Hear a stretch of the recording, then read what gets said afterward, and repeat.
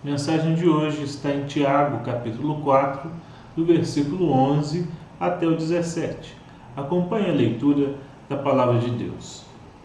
Irmãos, não faleis mal uns dos outros. Aquele que fala mal do irmão ou julga seu irmão, fala mal da lei e julga a lei. Ora, se julgas a lei, não és observador da lei, mas juiz. Um só é legislador e juiz, aquele que pode salvar e fazer perecer. Tu, porém, quem és que julgas o próximo? Atendei agora, vós que dizeis, hoje ou amanhã iremos para a cidade tal, e lá passaremos um ano, e negociaremos e teremos lucros. Vós não sabeis o que sucederá amanhã, que é a vossa vida. Sois apenas como neblina que aparece por instante e logo se dissipa. Em vez disso, devias dizer, se o Senhor quiser, não só viveremos, como também faremos isto ou aquilo. Agora, entretanto, vos jactais das vossas arrogantes pretensões. Toda jactância semelhante a essa é maligna. Portanto, aquele que sabe que deve fazer o bem e não faz, nisso está pecando.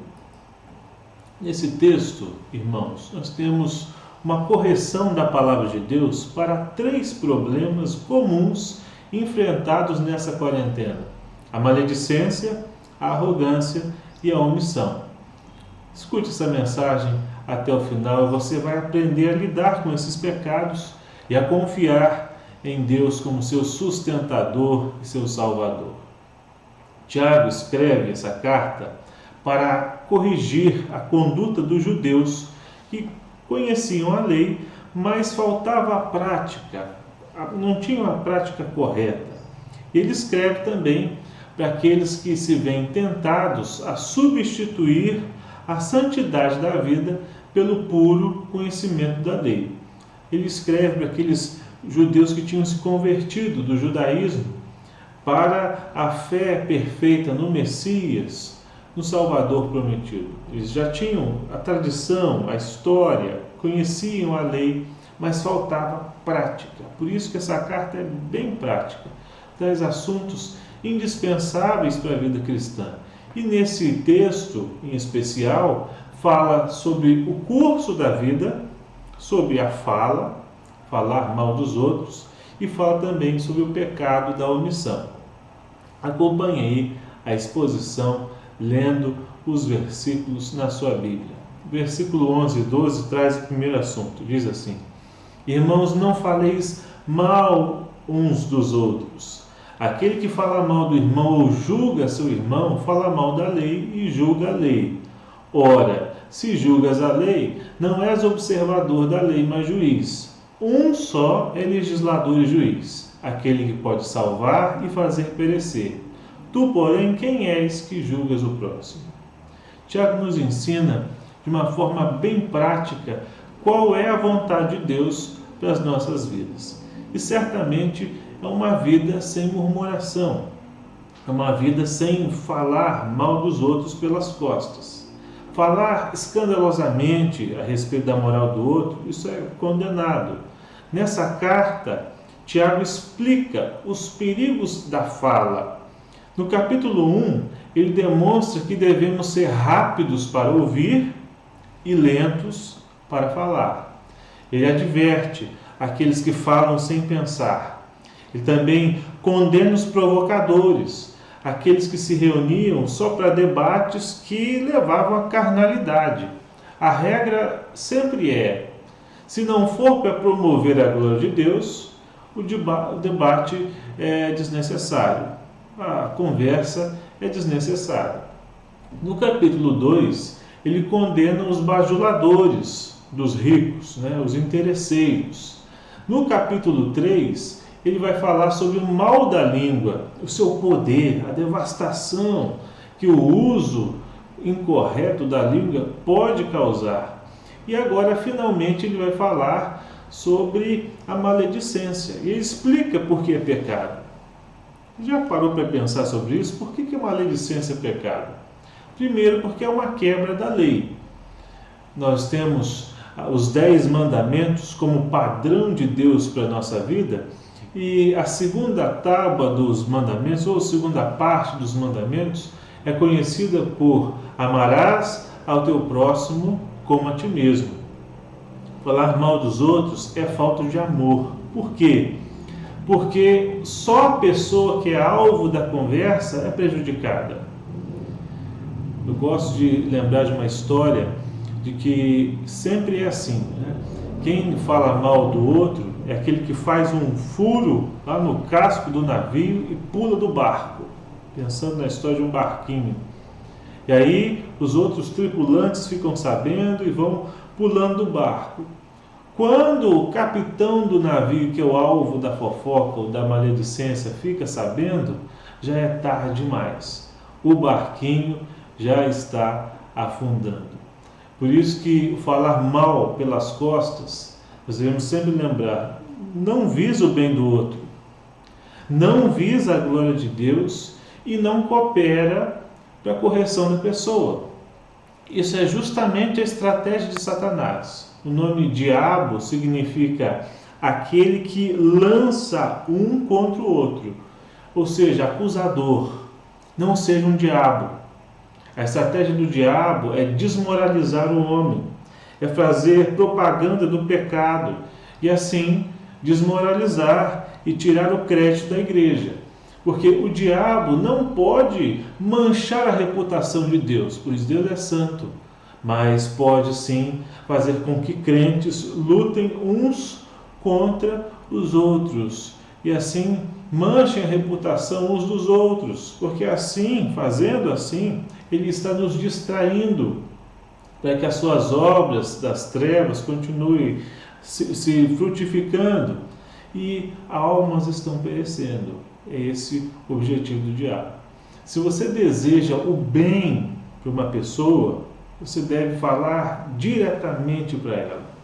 A regra sempre é: elogie em público e critique em particular. Elogie em público e critique em particular. Isso até na correção de filhos. Corrigir um filho na frente dos amiguinhos ou de outros pode ser constrangedor. E não é esse o objetivo da disciplina. O objetivo é para a correção, é para a educação, é para que ele não caia mais nesse erro. Essa orientação é tanto para falar a respeito dos irmãos, como também para falar com os descrentes. Se você tem alguma crítica ao prefeito, ao governador, ao presidente, você pode mandar um e-mail diretamente para ele. Você pode mandar para os deputados, para os assessores, para todos aqueles ali que estão responsáveis pela comunicação e assim esperar deles uma resposta. Talvez você seja até respondido e orar, porque você pode falar primeiramente aquele que tem toda a autoridade no céu e na terra e é o único que pode resolver todos os nossos problemas. Então, antes de pensar em falar mal do próximo, pense a respeito de como nós podemos orar a Deus e Ele escuta as nossas queixas, Ele nos atende prontamente, seja qual for o horário do dia. Pense nisso. Segunda razão por que falar mal dos outros é pecado, porque a condenação é prerrogativa de Deus. Ele é juiz, só Ele é o juiz e legislador. Falar mal dos outros pelas costas é sedutor, porque é um lugar seguro, onde nós podemos atacar quem for no modo Deus, né? E usurpar o lugar de Deus como juiz. Muitos estão encastelados atrás dos seus computadores, dos seus tablets, celulares e outros, prontos para atacar por meio da sua arrogância e da sua maledicência. Mas não tem coragem de falar face a face com os outros. Por isso que é um ato de covardia. É o mesmo do que ser apunhalado pelas costas. É injusto, porque a pessoa não tem como se defender. Isso é tão sedutor, irmãos, porque coloca o homem no lugar de Deus. Só Deus é legislador e juiz. É claro que devemos julgar no sentido de ter uma opinião crítica sobre as coisas. Você precisa verificar se algo é bom, se algo é verdadeiro, é útil. Isso sim, isso é senso crítico. Isso não é pecado. Porém, não devemos nos colocar como juízes dos outros para julgá-los em nossos tribunais particulares sem a sua presença. A sua família não pode se tornar o STF, Supremo Tribunal Federal da Família, onde ali se assentam os juízes para julgar as ações do pastor, do presbítero, do diácono. Muito cuidado. Esse lugar é só de Deus, só Deus pode condenar. Até Jesus, quando criticava, ele falava diretamente aos fariseus, aos outros. Ele dizia: ai de vós, raça de víboras, hipócritas. Ele falava diretamente. Quando nós virmos outro fazendo algo errado, é bom sempre nos perguntarmos se não haverá um mal semelhante em nosso caráter. Essa frase de Francis Meyer. Ele diz assim: quando virmos as faltas de alguém, falemos a ele e não dele.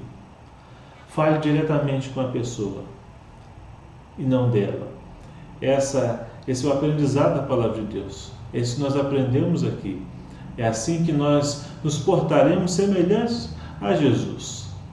Um outro assunto que Tiago coloca aqui, bem prático para as nossas vidas, é sobre a vontade de Deus. Ele diz a partir do versículo 13: atendei agora, vós que dizeis, hoje ou amanhã iremos para a cidade tal, e lá passaremos um ano, e negociaremos, e teremos lucros.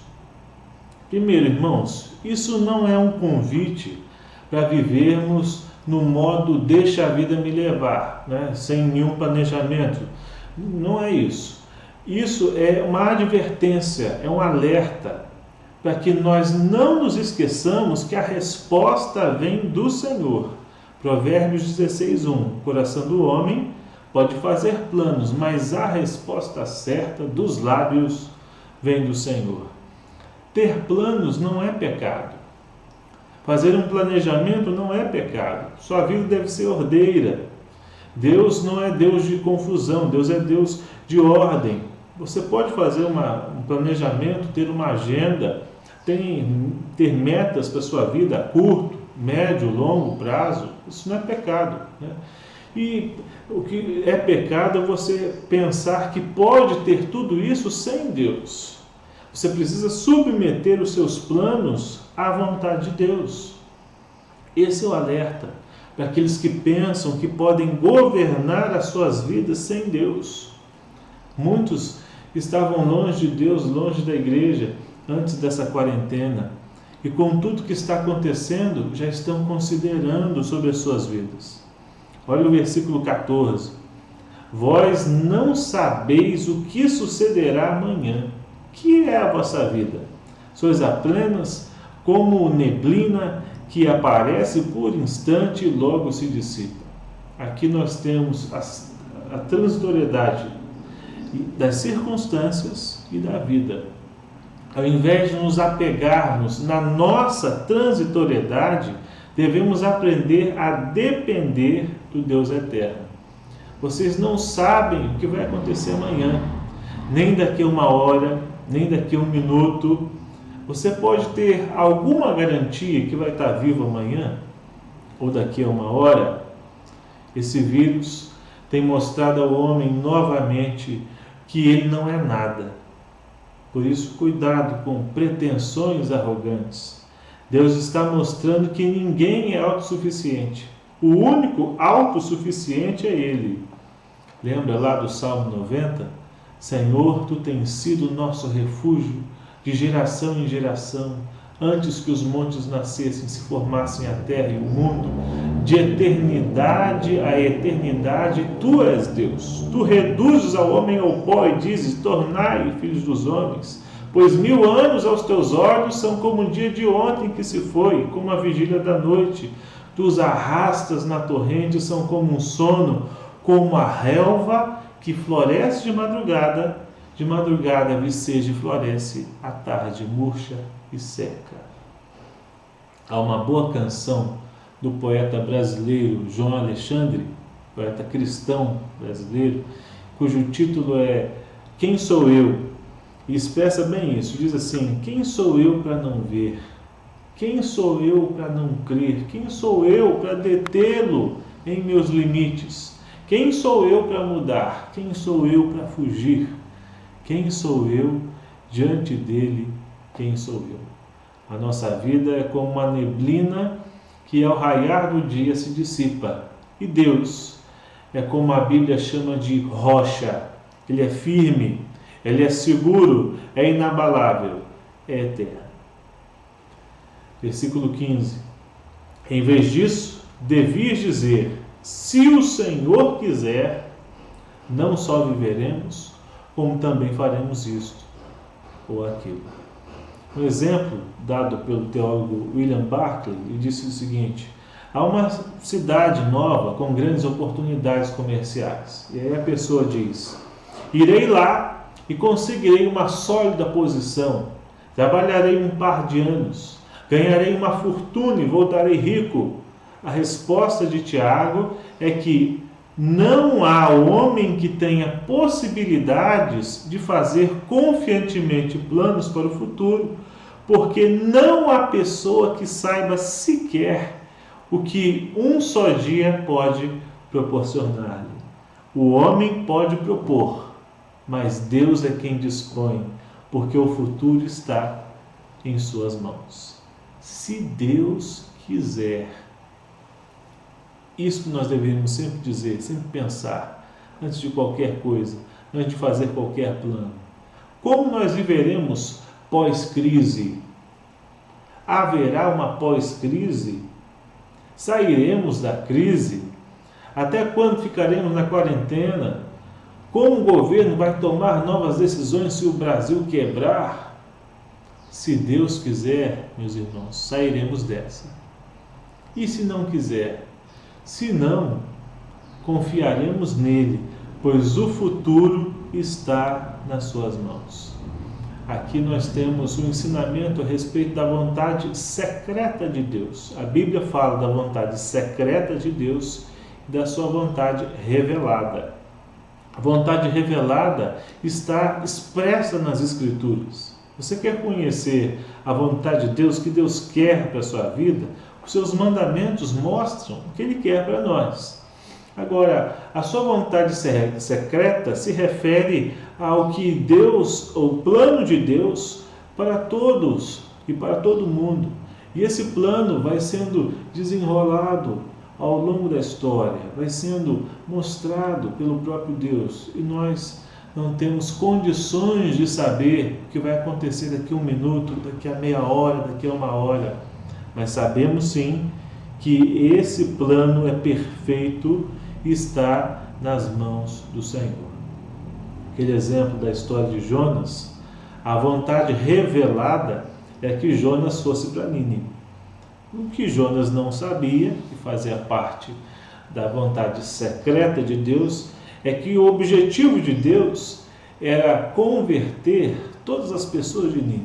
Ele iria lá, iria pregar, e as pessoas iam converter. Isso era a vontade secreta. Ele não sabia que isso se sucederia, que isso aconteceria.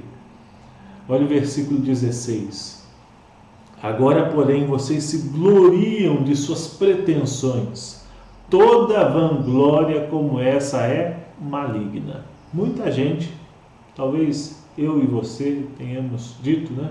Em 2020...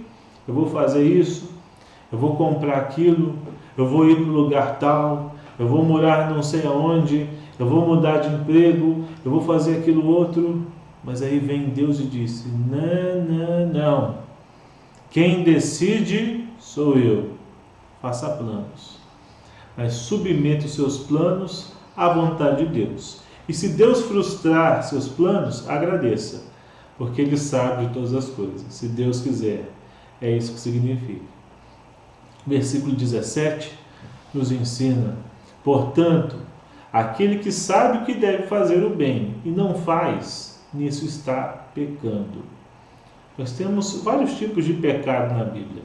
Pecados por pensamento, por palavras, por ações e por omissões.